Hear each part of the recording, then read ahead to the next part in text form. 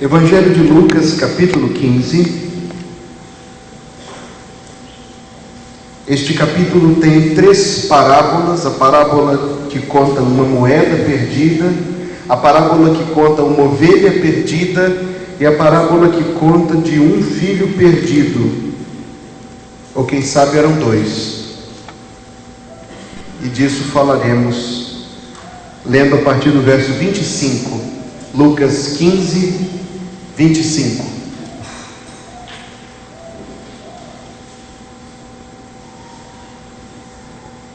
Ora, o filho mais velho estivera no campo, e quando voltava, ao aproximar-se da casa, ouviu a música e as danças. Chamou um dos criados e perguntou-lhe que era aquilo, e ele informou: veio teu irmão, e teu pai mandou matar um novilho cevado, porque o recuperou com saúde. Ele se indignou e não queria entrar. Saindo, porém, o pai procurava conciliá-lo, mas ele respondeu a seu pai: há tantos anos que te sirvo, sem jamais transgredir uma ordem tua, e nunca me deste um cabrito sequer para alegrar-me com os meus amigos. Vindo, porém, esse teu filho, que desperdiçou os teus bens com meretrizes, tu mandaste matar para ele o novilho cevado. Então lhe respondeu o pai: meu filho, tu estás sempre comigo, tudo o que é meu é teu. Entretanto, era preciso que nos regozijássemos e nos alegrássemos, porque esse teu irmão estava morto e reviveu, estava perdido e foi achado. E que o Senhor coloque essa palavra no nosso coração. Eu ouvi de um cínico, há algum tempo atrás, quando conversávamos das coisas de Deus, a seguinte objeção: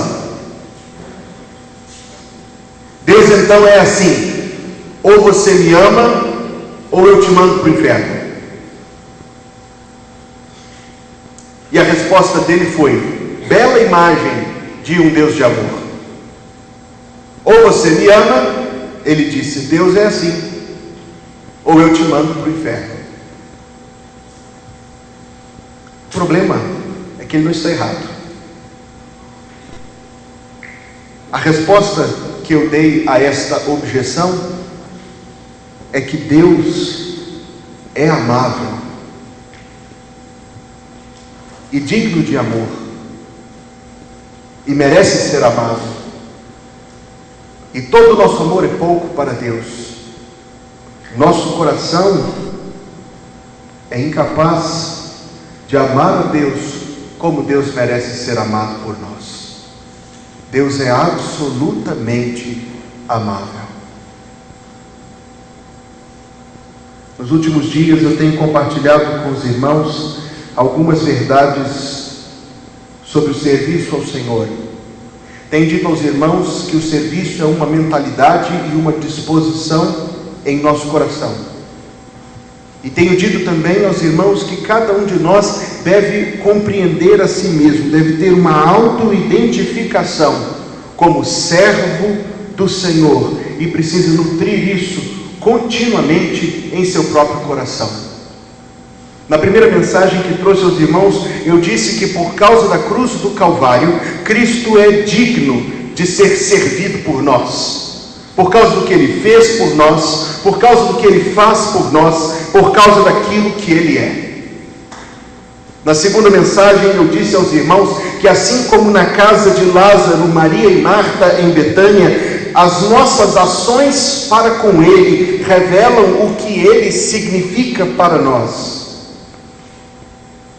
Disse aos irmãos, considerando a parábola dos talentos ontem à noite, que Deus nos permite estar brevemente neste mundo com a finalidade principal, e não se equivoque quanto a isso, a finalidade principal de permanecermos neste mundo brevemente é que a mensagem do Evangelho seja acompanhada pelo nosso próprio testemunho de vida, e que o reino de Deus se fortaleça pelo nosso serviço.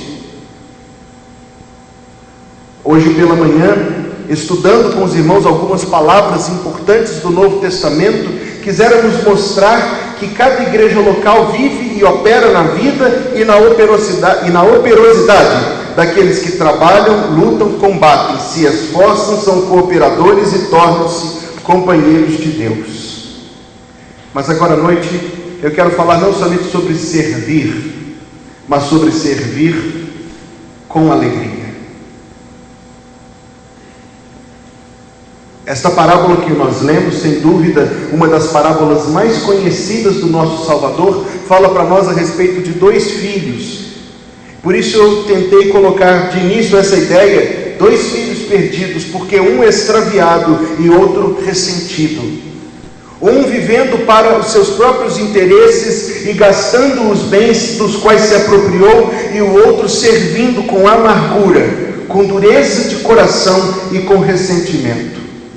Na intenção de nosso Salvador, o filho mais velho representava aqueles seus contemporâneos, os fariseus, os saduceus, os sacerdotes, os escribas, mas eu acredito que em certa medida ele seja figura do coração de muita gente. Vamos então juntos, primeiramente, mergulhar na história desta parábola e imaginar como era a ordem da vida daquela casa e como as coisas aconteceram neste relato, neste dito do nosso Salvador. Havia uma família dona de propriedade rural, o pai, seus dois filhos, não somos apresentados senão a um outro servo, talvez houvesse mais, e também não somos apresentados à mãe, não sabemos se havia ou não. Sabemos que as tarefas da casa eram distribuídas entre eles para o bom fruir do convívio de todos eles. E então um dia passa uma ideia egoísta, passa uma ideia mesquinha na cabeça do filho mais novo: vou pegar o que é meu e vou embora. Então, no começo da história, meu irmão e minha irmã, o filho mais velho é a pessoa mais digna do cenário. Porque enquanto o filho mais novo egoístamente foi embora, o filho mais velho ficou. E quando o pai desanimou do trabalho, a parábola nos mostra ele olhando para o caminho enquanto o filho voltava, o filho mais velho assumiu pesadas responsabilidades na vida da casa. Ao ver a sua herança consideravelmente diminuída, diferente de Esaú, lá no livro dos Gênesis, ele não procurou vingança. Continuou trabalhando para o pai e para a vida daquela propriedade. Ele fez boas escolhas ao longo da sua vida. E ele agregou para si grande dignidade. Mas ele perdeu a sua alegria. A parábola nos revela um pouco sobre o seu coração, pois nos diz que quando ele estava se aproximando da casa e ouvindo como diz o verso 25, a música e as danças, aquilo que para qualquer pessoa seria interpretado com muita naturalidade como um sinal de alegria, para ele era algo estranho, e ele pergunta: o que é aquilo? Quando ouve a resposta do que era, se indigna. E o verso número 28 diz: ele se indignou e se afastou da comunhão daquela casa, não queria entrar. Meus queridos, será possível perdermos nós também a nossa alegria no serviço do Senhor? Sabemos que sim. E a parábola talvez nos ajude a entender por quê. Fizemos em outro momento boas escolhas, apresentamos a nós próprios na posição de serviço, mas ao longo de algum tempo perdemos a alegria em servir o Senhor. Quantas são as pessoas que nós temos encontrado ao longo da vida que serviam a Deus com alegria, mas por causa de uma tristeza, por causa de alguém, por causa de algo que aconteceu, por causa de uma palavra, por causa de alguém que está na igreja, simplesmente consente que a sua alegria seja perturbada e roubada por causa de coisas absolutamente infantis. Olha a atitude desse filho que servia com amargura nesta parábola. Ele era filho da casa, mas não entrou, chamou o servo. Ele era herdeiro de tudo aquilo, mas ele se coloca na posição de vítima abusado, dizendo: há tantos anos que te sirvo e nada me deste. Ele queria a sua própria alegria, a parte da alegria da casa. Nunca me deste um cabrito para me alegrar. E ele acredita que a sua felicidade não está junto daquele povo ali. Ele diz: para me alegrar com os meus amigos. Viver somente para si é uma escolha infeliz e que sobrecarrega.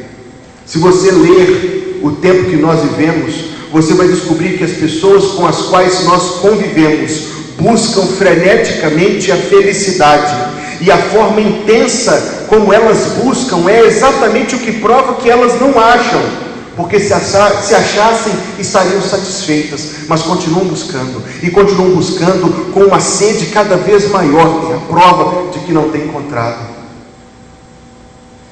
Viver somente para si, viver somente para aquilo que queremos, viver somente para aquilo que pensamos que nos é devido, é uma escolha infeliz. A parábola nos mostra o retrato de alguém que servia com amargura,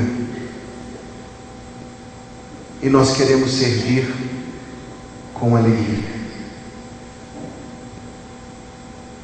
A Receita Federal é um órgão muito poderoso no nosso país, porque todo mês,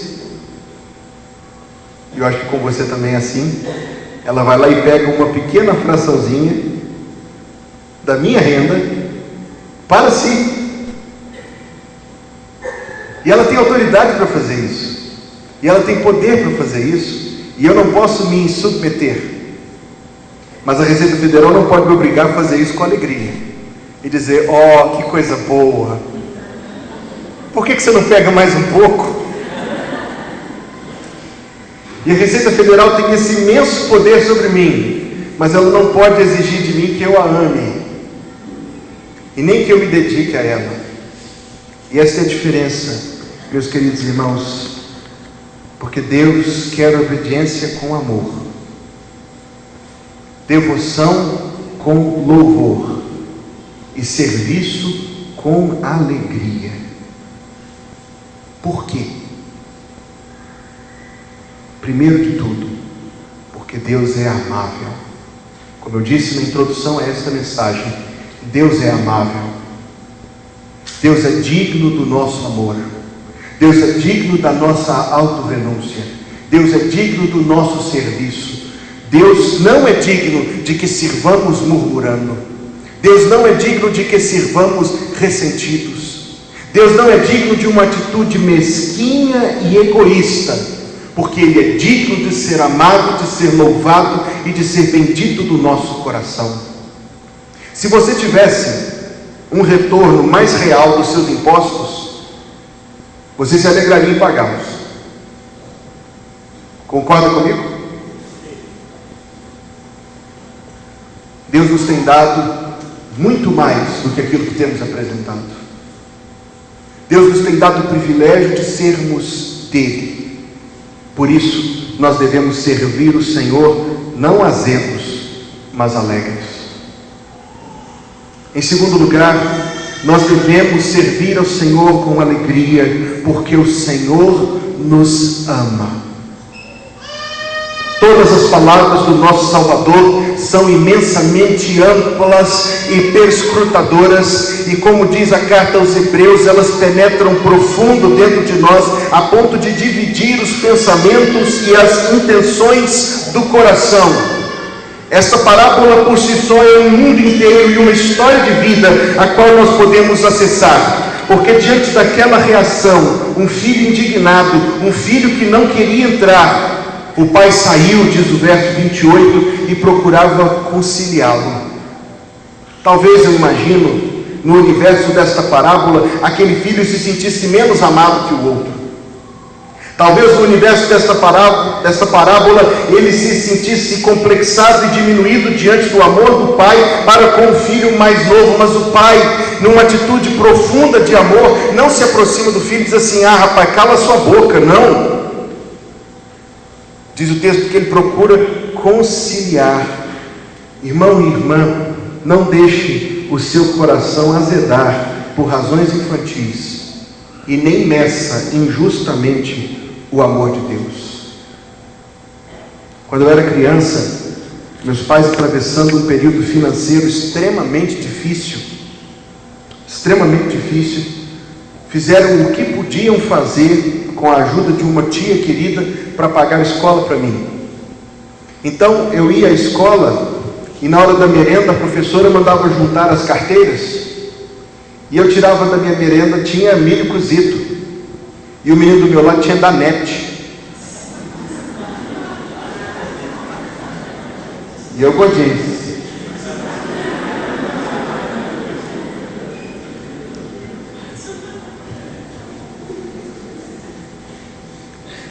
Eu fui tentado a pensar no meu coração infantil que a mãe do meu colega amava mais o meu colega do que a minha mãe me amava, porque ele tinha coisas melhores que eu. Não meça injustamente o amor de Deus. Não meça o amor de Deus por coisas passageiras. Não meça o amor de Deus à parte da cruz do Senhor Jesus Cristo. Porque se talvez em algum momento da história foi possível duvidar que Deus é bom e de que Deus é amoroso, depois da cruz do Calvário, o amor e a bondade de Deus são indubitáveis, inquestionáveis, acima de qualquer dúvida. A nossa alegria em servir o Senhor, diferente de uma alegria infantil que se apresenta oscilante sob a máscara da espontaneidade, a nossa alegria em servir o Senhor está arraigada no amor de Deus por nós, que é imutável, que não oscila, que não varia, está fixada na obra do Salvador por nós na cruz do Calvário. Se você pensa que a alegria só é genuína se for espontânea, cuidado com seus votos de casamento. Porque assim como temos de aprender a amar segundo Deus, aprendemos a nos alegrar segundo Deus.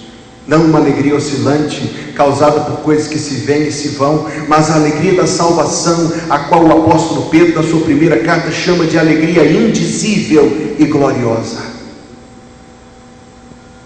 Se a birra infantil diminui a nossa alegria no serviço do Senhor, somos crianças carentes de disciplina. Pois é muito conhecida a ilustração da menina, muito criança, de 2 e 3 anos de idade, que passando pela cozinha viu uma faca e pensava que aquela faca era um brinquedo, o melhor brinquedo do mundo que ela nunca tinha visto em toda a sua vida, que brilhava e era uma coisa diferente, única e maravilhosa, e ela pegou aquela faca.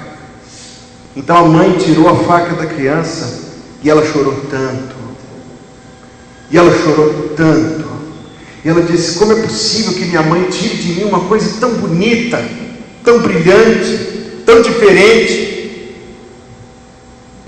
A ilustração termina dizendo que muitos anos depois, no dia do seu casamento, a menina olhou para suas mãos macias e cuidadas, sem nenhuma cicatriz, e disse à sua mãe: essas mãos não têm cicatriz pelo dia que você tirou a faca das minhas mãos. Se a birra tira a nossa alegria do serviço do Senhor, queridos irmãos, tenhamos uma compreensão mais ampla da bondade de Deus. Servimos o Senhor com alegria porque Deus é amável. Servimos o Senhor com alegria porque Deus nos ama e é bom para conosco. Servimos o Senhor com alegria porque nós temos o privilégio imenso, extraordinário de viver em genuína comunhão com Deus. O pai se aproxima do filho e diz: meu filho, verso 31 desta parábola, meu filho, tu sempre estás comigo. Se vemos o nosso serviço como obrigação e o culto ao Senhor como enfado desnecessário, que trocamos por esta ou por aquela atividade de recreação e de lazer, teremos perdido de vista a grande e maravilhosa verdade, a grande e maravilhosa bênção que custou o sangue de nosso Salvador. Nós temos comunhão com Deus.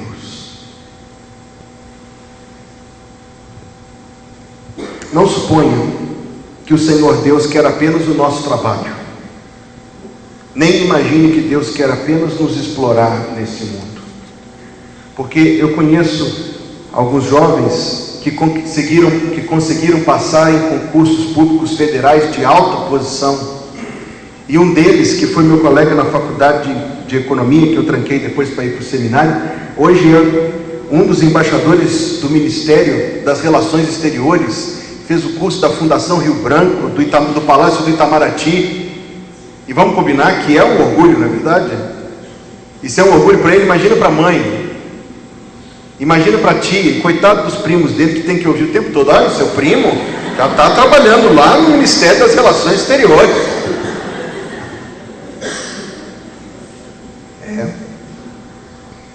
Nós nos orgulhamos de coisas deste mundo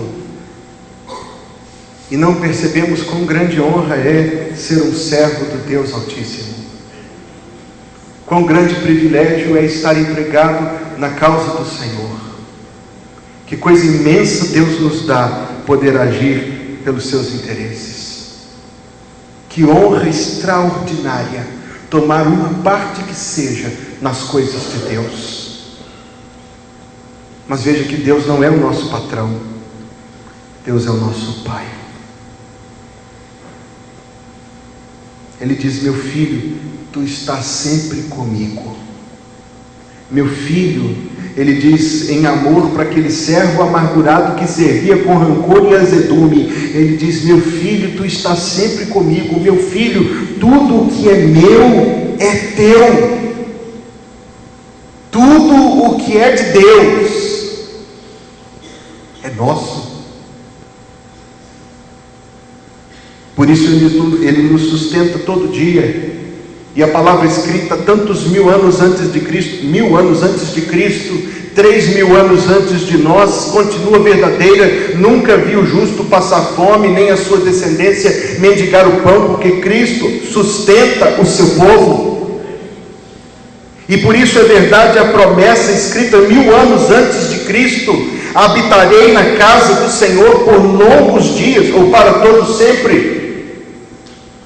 Eu me deparei com esta parábola numa abordagem diferente, uma vez que eu tentava entender o que significa aquilo que Paulo escreveu na carta aos Romanos, quando diz que eu e você somos herdeiros de Deus.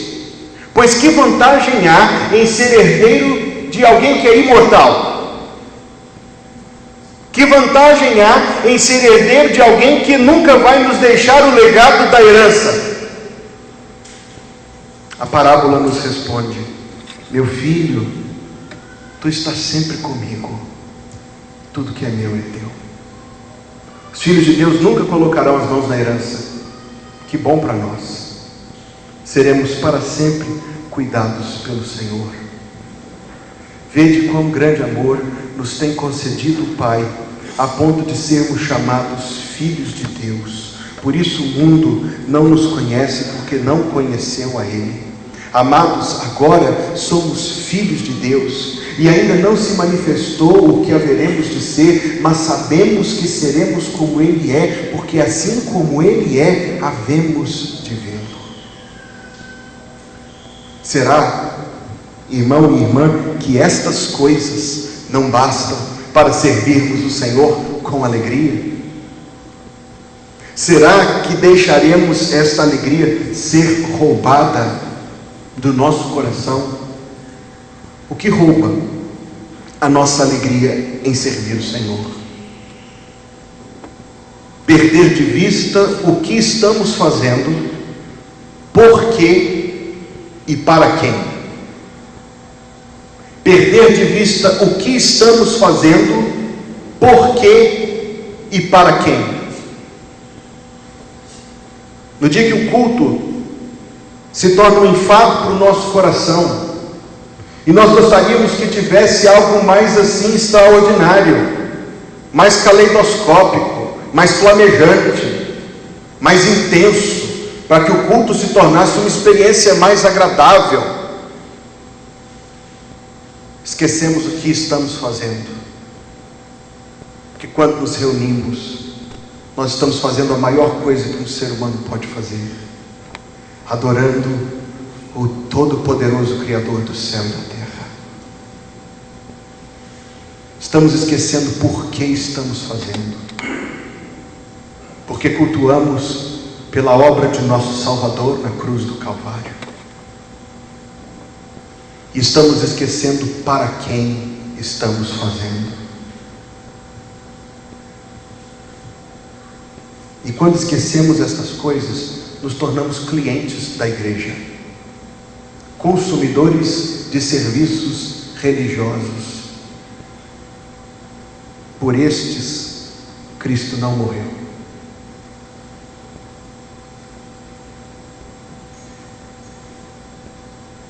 Que rouba a nossa alegria de servir, quando queremos que Deus nos dê compensações vaidosas e mesquinhas, e agimos de maneira infantil e birrenta. Deus me dá isso, porque afinal de contas eu sou um bom servo do Senhor, e se eu não alcançar o que eu quero, se eu não passo no concurso, se eu não tiro uma boa nota no Enem, se eu não alcanço a pessoa com quem eu queria me relacionar, se eu não consigo obter aquela ou outra vantagem, naquele instante Deus perdeu aquilo que poderia obter de mim.